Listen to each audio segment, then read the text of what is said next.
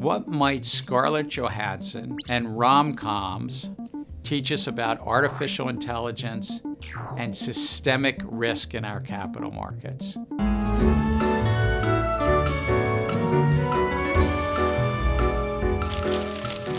There was a movie back in 2013 called Her, in which Scarlett Johansson plays Samantha, an AI-powered virtual assistant.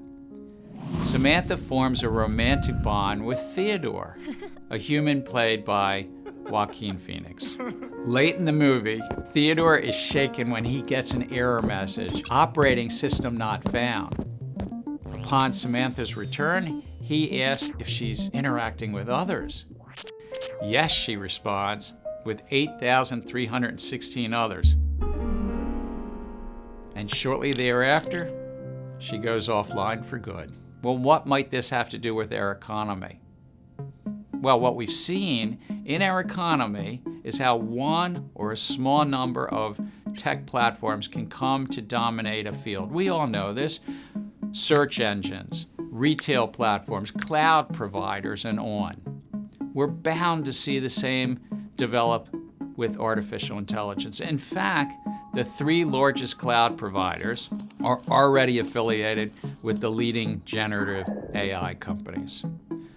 What does this mean for finance? Well, AI is already being used for call centers, account openings, compliance programs, trading algorithms, sentiment analysis, and more. It has fueled a rapid change in the field of robo-advisors and brokerage apps.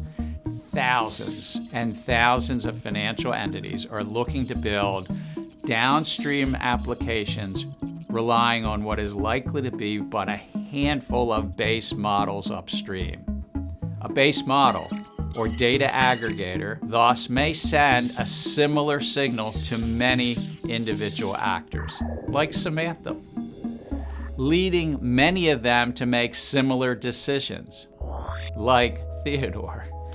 Such network interconnectedness, such monocultures are the classic problems that lead to systemic risk.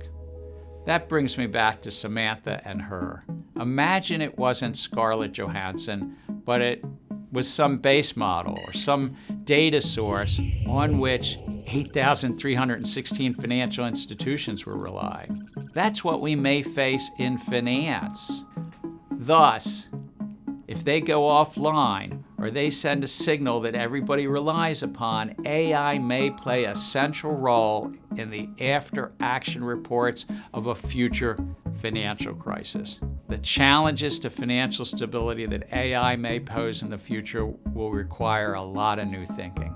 Regulators, market participants, I believe, need to think about what it means to have the dependencies of potentially 8,316 broken-hearted financial institutions on an AI model or data aggregator. Let's do our best to keep that heartbreak out of our capital markets.